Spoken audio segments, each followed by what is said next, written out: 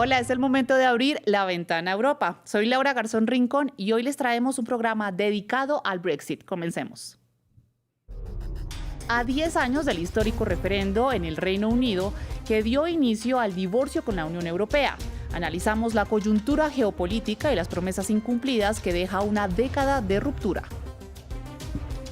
Del Brexit al Regret, les contamos sobre el sentimiento de desencanto y frustración entre los británicos más jóvenes, quienes impulsan nuevamente un acercamiento a Bruselas, mientras la ultraderecha capitaliza el descontento con la política tradicional. Y hacemos un balance sobre el impacto material del Brexit.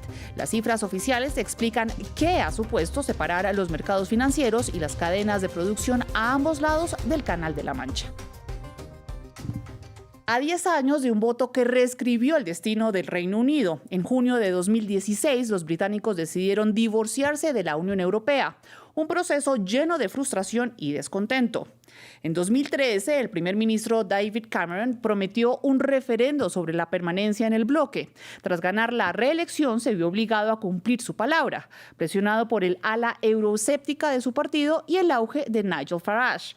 El voto se celebró en plena crisis migratoria europea, un factor utilizado para infundir temor sobre el control fronterizo. Mientras tanto, las zonas industriales y rurales, golpeadas por la crisis económica, encontraron en las urnas la oportunidad perfecta para dar un voto de castigo al establishment de Londres. El pueblo británico ha votado a favor de salir de la Unión Europea y su voluntad debe respetarse. Aunque salir de Europa no era la opción que yo recomendaba, soy el primero en elogiar nuestras increíbles fortalezas. Ya dije antes que Reino Unido puede sobrevivir fuera de la Unión Europea y que de hecho podríamos encontrar una manera de hacerlo. Ahora que se ha tomado la decisión de salir, tenemos que encontrar la mejor forma de hacerlo. Para analizar y entender el impacto del Brexit, conectamos con Camilo Tamayo Gómez, profesor en el Departamento de Ciencias Políticas de la Universidad de Huddersfield, en Reino Unido. Profesor, 10 años después, la retórica del Global Britain parece diluida con la crisis en Ucrania y en Medio Oriente. Londres se ha dado cuenta que la geografía y la seguridad europea pesan mucho más que la independencia comercial. Pues yo lo que considero es que el Reino Unido ha tenido que enfrentar un pragmatismo político, porque cuando empezó a identificar esta nueva oportunidad global a través del Global Britain, que era abrir, digamos que el Reino Unido al mundo como tal, se dio cuenta que la realidad geográfica, política y económica era mucho más complicada.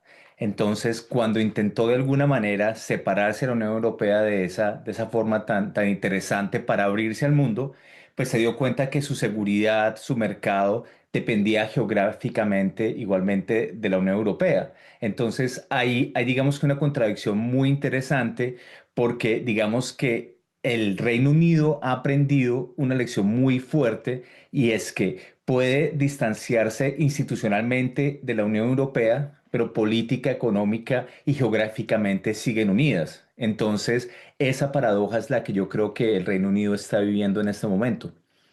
¿Y estamos ante una reconexión silenciosa o hasta qué punto el gobierno actual puede acercarse a Bruselas sin reabrir las heridas políticas internas del Brexit? Sí, yo lo que considero es que en este momento el Reino Unido está viviendo una aproximación discreta con la Unión Europea y no directa. Entonces, lo que sucede es que en vez de salir a decir explícitamente que va a volver a ser parte de la Unión Europea, han empezado a hacer una aproximación sectorizada y sobre todo muy parcial. Entonces han hecho acuerdos comerciales como el que firmaron hace poco para que el Reino Unido vuelva a ser parte de algunos circuitos de mercado de la Unión Europea. Han hecho acuerdos bilaterales para, sobre todo, temas de educación, de que los estudiantes británicos puedan acceder a ciertos servicios educativos en la Unión Europea y viceversa.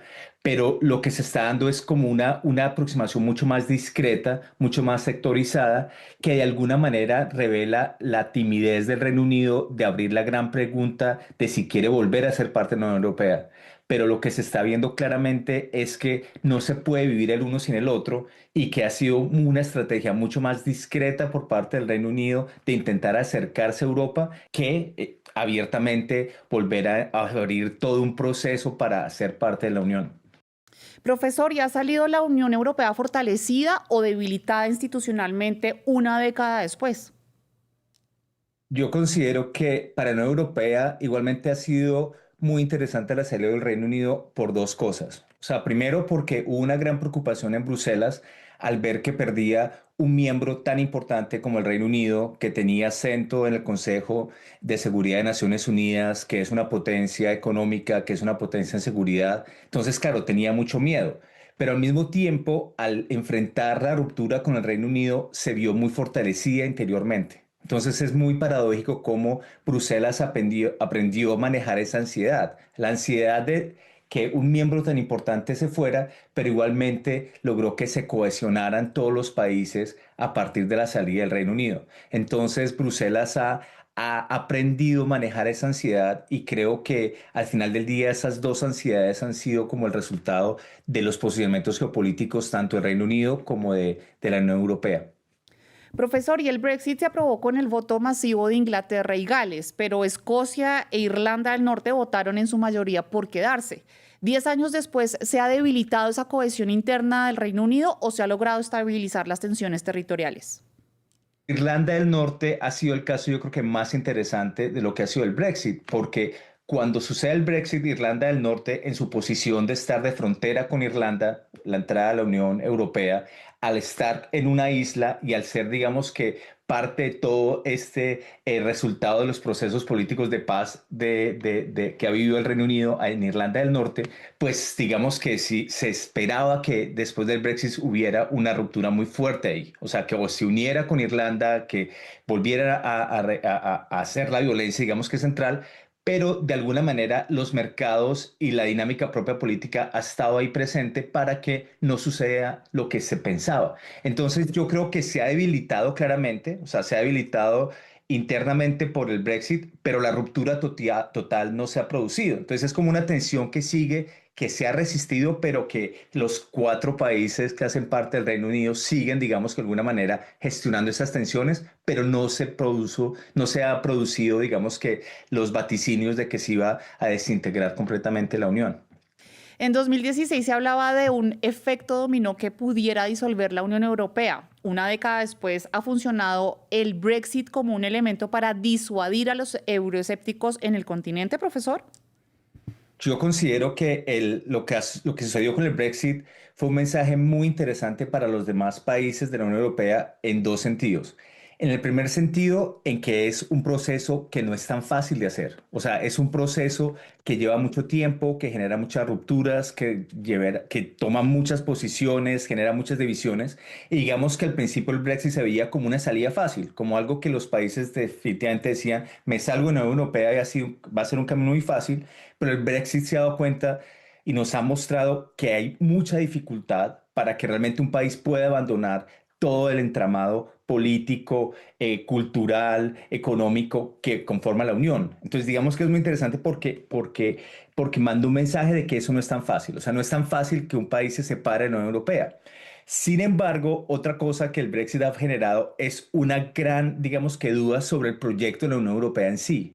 Gracias, profesor Tamayo. Una década después del referendo, el Reino Unido sortea el descontento social con el llamado regret, el arrepentimiento del Brexit. Hoy, una mayoría considera que el proceso fue un error impulsada por millones de jóvenes que no pudieron votar en 2016 y que quieren un reacercamiento con Bruselas. Sin embargo, el populista de extrema derecha, Nigel Farage, también capitaliza la frustración general. Desde Londres, nuestra corresponsal Luisa Pulido nos amplía. Desde finales del 2022, 2 años después de la implementación del Brexit y cuando los británicos empezaron a entender las dimensiones del divorcio con Europa, apareció el término Brexit, que recoge ese sentimiento de frustración, especialmente entre los jóvenes de 18 y 24 años que no votaron o no pudieron votar en el referendo hace 10 años que sacó al Reino Unido de la Unión Europea y hoy están viviendo las consecuencias, especialmente en la economía. La última encuesta de la firma Statista asegura que el 57% de los consultados cree que el Brexit fue un error frente al 30% que aún lo apoya. También el centro de pensamiento UK in a Changing Europe ha hecho un promedio de un 60% de la población que apoyaría el regreso al bloque frente a un 40% que prefiere el Brexit. Hoy, según la firma encuestadora YouGov, el 70% apoya una relación mucho más estrecha con Bruselas, pero sin regresar al bloque, ni al mercado único, ni al sistema de aduanas. Esta década también ha estado marcada por el ascenso de los partidos de derecha liderados por el verdadero arquitecto del Brexit, Nigel Farage, primero con su partido UKIP y ahora con Reform UK, que han mantenido las tesis de recuperar la soberanía del país, cerrando fronteras, teniendo leyes propias y sistemas judiciales británicos frente a los europeos, pero ahora la narrativa contra la emigración ha hecho que su camino político se despeje aún más y tenga posibilidades de llegar al gobierno, esto ante el cansancio de la población con los partidos tradicionales, el laborista que está en el gobierno y el conservador. Y después del análisis y la parte social, ahora hablamos de los datos, con el impacto material de una década del inicio de la ruptura entre Londres y Bruselas. Las cifras oficiales ayudan a entender qué ha supuesto, en la práctica, separar los mercados financieros, las cadenas de producción y las regulaciones a ambos lados del Canal de la Mancha. Lo vemos en este informe. 10 años después del referendo del Brexit, la economía británica sufre un pinchazo lento. Un goteo constante de pérdidas que ha dejado su PIB per cápita entre un 6 y un 8% por debajo de lo que habría sido dentro de la Unión Europea, según los análisis oficiales. Era un escenario adverso que ya se anticipaba en 2016 desde el punto de vista regulatorio. La más afectada es evidentemente la economía británica, ya que en teoría todos los acuerdos de libre comercio con los demás países de la Unión Europea, así como los acuerdos que la Unión Europea ha firmado con terceros países, quedarán sin efecto. Una advertencia que la entonces directora del FMI, Christine Lagarde, traducía en un impacto directo para los hogares. Esto supondría una devaluación considerable de la libra esterlina y un fuerte descenso de la inversión y el consumo, lo que implicaría una menor producción, un crecimiento bajo y un aumento de los precios internos. Una década después, las predicciones se han cumplido. La libra nunca se recuperó, desatando una inflación que encareció la vida en los hogares británicos. Además, la incertidumbre provocó un desplome del 18% en la inversión empresarial y las trabas aduaneras afectaron el comercio de bienes británicos. Al otro lado del Canal de la Mancha, el balance es muy distinto. Los datos de Eurostat revelan que la Unión Europea mitigó el golpe. El PIB de la eurozona creció por encima del británico gracias a la reconfiguración de sus mercados.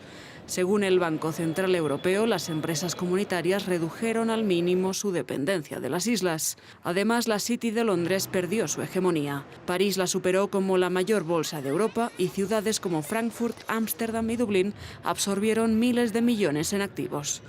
10 años después, el balance sostiene que Bruselas consolidó su resistencia, mientras que el Reino Unido se quedó con una economía más pequeña, menos productiva y más aislada del mercado global.